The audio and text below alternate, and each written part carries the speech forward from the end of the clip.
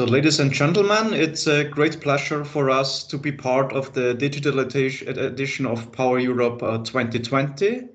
So for us, that is the INTERPLAN project, Horizon 2020 project. My name is Helfried Brunner, technical coordinator of the project, and I will guide you through this session. What are our plans, the agendas? So I will continue with a short and brief introduction of the INTERPLAN project. I'm again Helfried Brunner, Austrian Institute of Technology.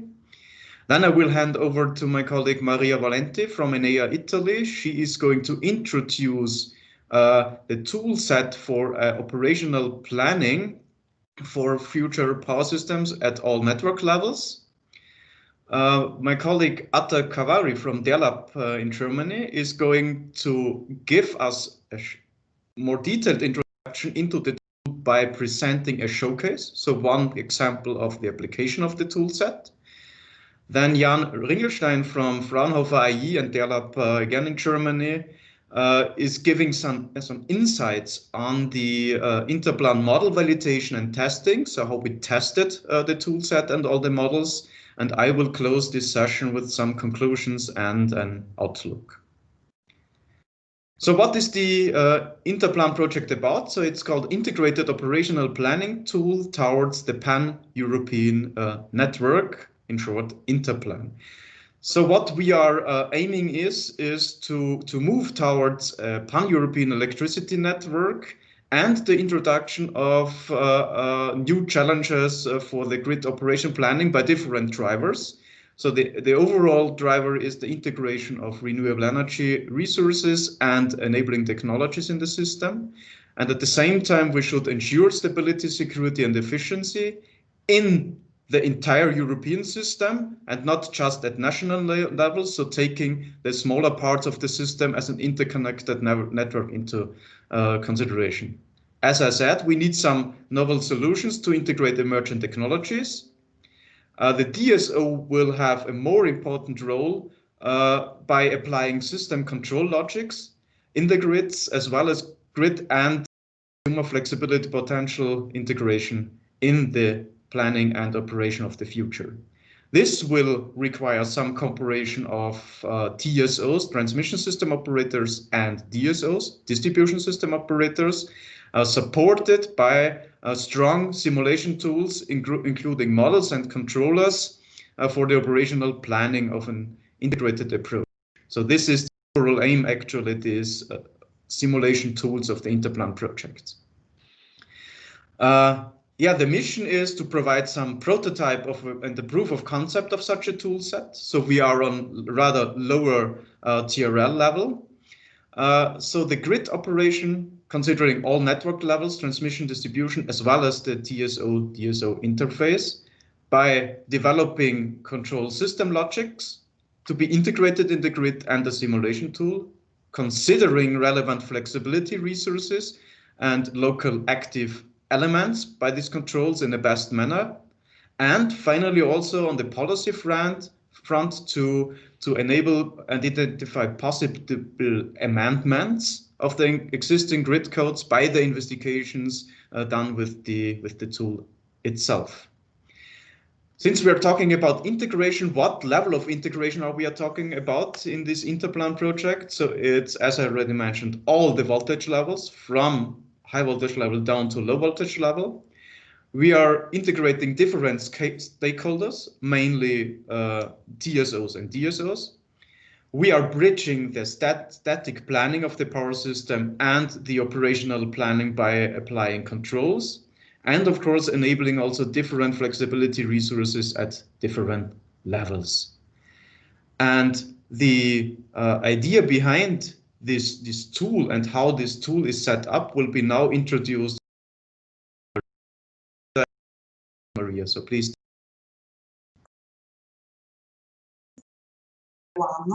Today I would like to give you a very brief overview about the INTERPLAN network integrating operation planning tool.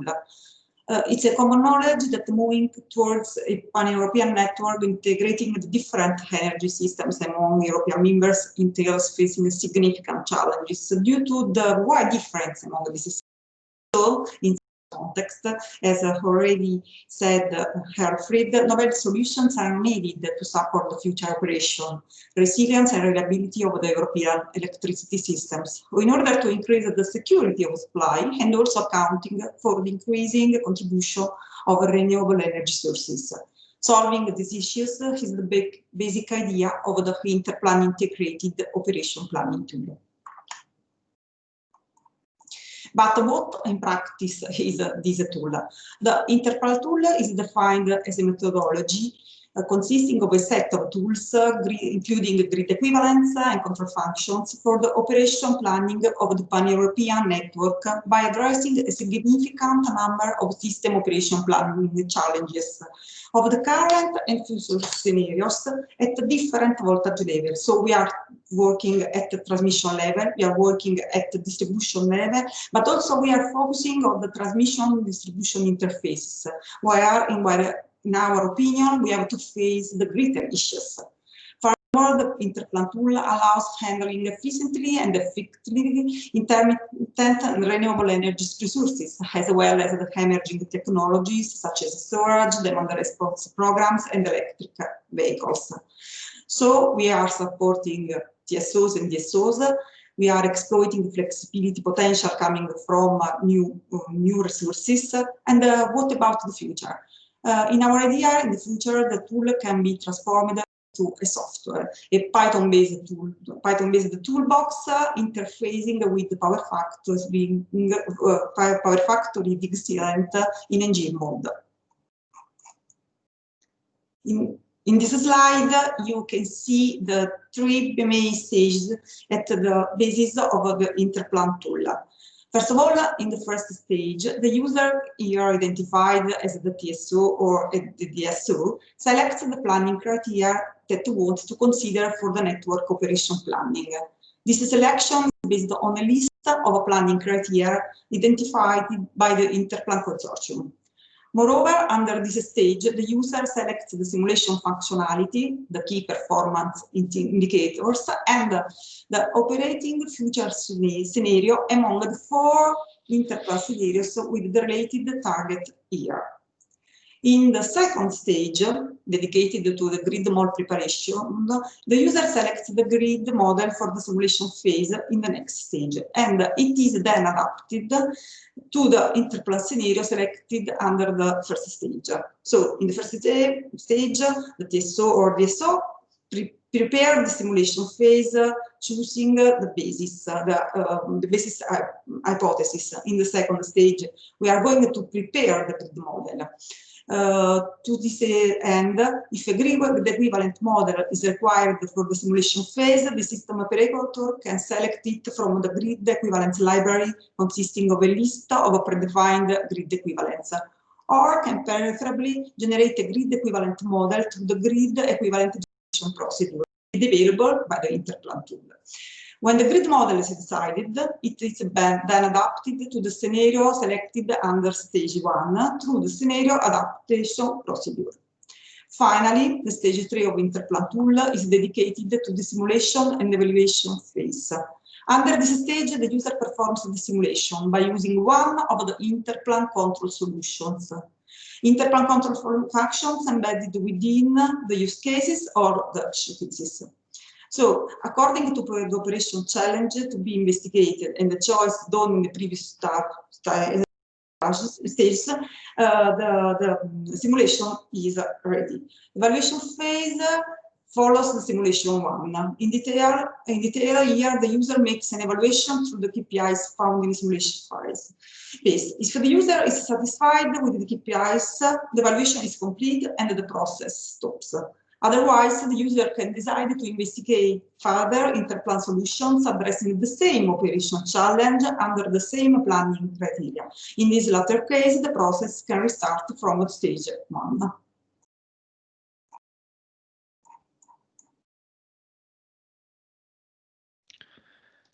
Okay, yeah, thank you very much. So my name is Khavari from DERlab Association. Here I would like to present the INTERPLAN tool showcase as a proof of concept for the INTERPLAN tool. Here in this slide, we have an overview of the INTERPLAN solutions which address the operation challenges of grid operators. So on the left side, we have the INTERPLAN use cases such as coordinated voltage active power control, grid congestion management, frequency tertiary control based on optimal power flow calculations, and so on. On the right side, we have the planning criteria that we have identified in the project in order to address these operation challenges. So these are such as assuring frequency stability, assuring transient stability, optimizing the TSO-DSO interaction, minimizing losses, and so on.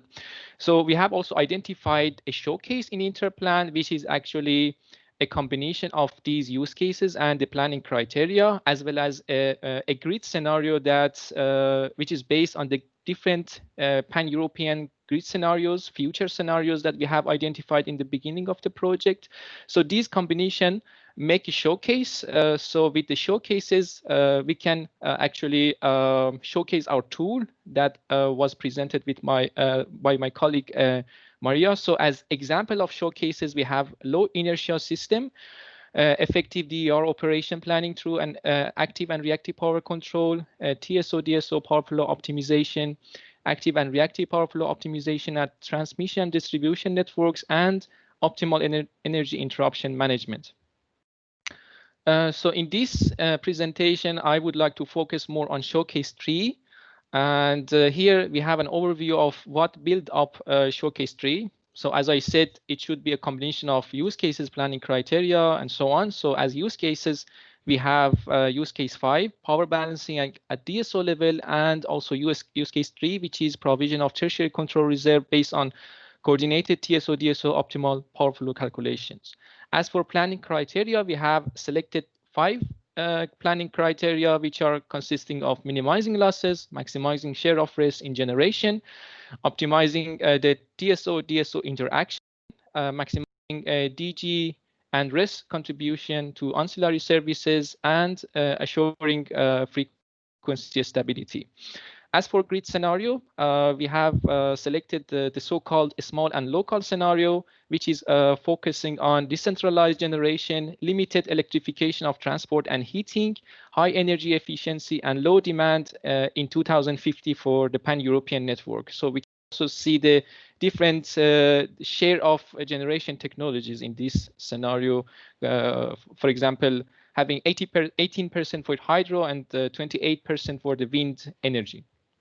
Also, as for a grid model, we have selected SimBench-based grid model, which is actually coming from a project called SimBench. It is based on a grid model from a German grid model, and it's more or less based on real data. And here we present as solution for Showcase 3, which is TSO-DSO coordinated power flow optimization. We present an optimization strategy for power flow management among transmission and distribution grid operators, ensuring the balance within the distribution network on one hand, and on the other hand, participation of non-synchronous energy resources in the tertiary reserve market, and supporting the TSO and keeping the whole network stable. So as for optimization objectives, we have 3 main objectives which are relevant to the planning criteria identified. So minimizing power losses, maximizing the share of risk in generation, so with less curtailment, for example, and also maximizing the share in ancillary services, and also minimizing the power flow among TSOs and DSOs whenever it is possible. So as an output, we will have an optimized planning of active power generation of flexible generation units, as well as flexible loads and storage technologies at both transmission and distribution levels for the next 24 hours. So here we have an overview of the procedure of whole Showcase 3, which I mentioned. It is a combination of use case 3 and use case 5. So use case 3 is consisting of 3 main stages, and use case 5, 1 main stage. So in use case 3, we start the full DSO grid model and having TSO model as equivalent. So we gather the necessary data, including the grid data, load and generation forecast, and we run a load flow calculation in order to identify the initial conditions of the network. And then in the next step, in this stage, we run an optimal power flow calculation in order to define the minimum and maximum active power available in the DSO-TSO connection point from the DSO side. In the next stage, considering this maximum and minimum available active power and knowing the tertiary reserve targets identified by TSO, we run an optimal power flow calculation on the full TSO level network and having the DSO level network as equivalent in order with the objective of minimizing losses. In this step, we identify active power set points for the DSO connection point as well as the set points for the generation units at TSO level. In the next step, we having the information about the, as a set point for the TSO-DSO connection point, we run another optimal power flow calculation, this time at DSO level only, and having the TSO grid equivalence with the objective of minimizing losses. And we identify the active power set points also for the generation units, flexible loads, and storage technologies located in the DSO level. In the next step, in the next stage in use case 5, we will run another optimization, another optimal power flow calculation with the aim of minimizing the transformer loading of the TSO-DSO connection point and also the power losses and rest curtailment.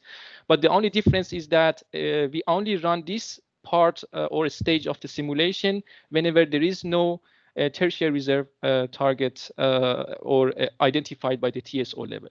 So in this case, having no tertiary reserve target, we identify active power set points for DSO assets having those optimization objectives that I just mentioned. And then here we have some results for the simulation of the showcase that I just described. So in these two diagrams, we have two cases, base showcase and showcase. So for the showcase, we actually have implemented the control functions that I just described. In the base showcase, there is no control functions. So on the right side, for the level of losses in the network, we can see that for most of the time steps that we have run the simulation, there is a lower level of losses. So it means that we were successful in reducing the power losses in most of the time steps. Also on the right side, the level of DG or DRES utilization for ancillary service. So obviously in the no control function case, base showcase 3, there was no participation of distributed generators or RES in the ancillary services, whereas in the showcase 3 control function implemented case, we have actually an increase in the level of usage of these technologies. So that was it from my side. I will hand over the presentation to my colleague Jan Ringelstein. Yes, thank you very much, Atta. So for now, we've seen that INTERPLAN includes things like scenarios and use cases, showcases, grid models, grid equivalents, and also controllers for grid operation planning. And now the question is, of course, is how do we validate all of this? How do we test all of this? INTERPLAN does not include a field test, so we rely on simulation for doing that. That means we mean to realize our use cases and showcases in, well, as close to reality as possible simulation environments. We want to verify our models. Not only that, but we also want to provide some feedback for further development of our algorithms and methods. So a big part of that work is to prepare according simulation networks and scenarios, looking about 20 to 30 years into the future, equipping the grid models with time series and so on. And much of the work in INTERPLAN actually was focused on that, setting up, planning, executing, and evaluating those simulation experiments. So as a result, we have selected the most appropriate simulation means for every showcase. As you can see here in the dark blue boxes, they give the tools we have been using. As you can see, Power Factory and Python are appearing multiple times because they are quite flexible and they are quite powerful. Showcase 1 is a bit of an exception because there we use some dynamic models and also dynamic simulation for inertia systems, for inertia management. And the light blue boxes show the grid models we've been using. As you can see, the SimBench-based grid model for Eastern Germany, already mentioned by Atta, appears multiple times. Here in Showcase 1, we also have a speciality. There we use a model of the Cyprus island. And also we are using a model for Denmark, which was developed based on the initial dynamic model of continental Europe obtained by ENTSO-E. In Showcase 5, we are using grid models from the grid database at IIT. So this slide shows a bit more details about the grid models. As you can see, they are actually spanning all the voltage levels. You can also see that there are actually two SimBench models, one of which is a bit bigger. But in total, the size of the models is quite handleable, such that the simulation performs sufficiently well and fast enough. And using these models, we were able to basically test and validate our control algorithms and control functions in realistic scenarios and calculate our KPIs. In this slide, I have added some additional thing. You see the small OPSIM logos for Showcase 2 and 3. So OPSIM is a co-simulation environment we used for further testing. We first used it for Showcase 2. And then at the end of the project, we used it for demonstrating the whole INTERPLAN tool, or for completing that demonstration using Showcase 3. So the next slide shows a bit more about OPSIM. OPSIM was previously developed by Fraunhofer IAE and University of Kassel. It is basically a co-simulation environment with which you can simulate smart grid control strategies, including multiple actors. For example, here, 2 DSOs that are operating assets in a small real network. In this example, very small network. This is translated, as you can see, to some remote co-simulation where you represent the 2 DSOs by sub simulations, and those sub simulations can again use Python or Power Factory or any possible imaginable tool for simulation. They are connected over internet, over secure web proxies with a central message bus, and there again the real grid simulation is connected.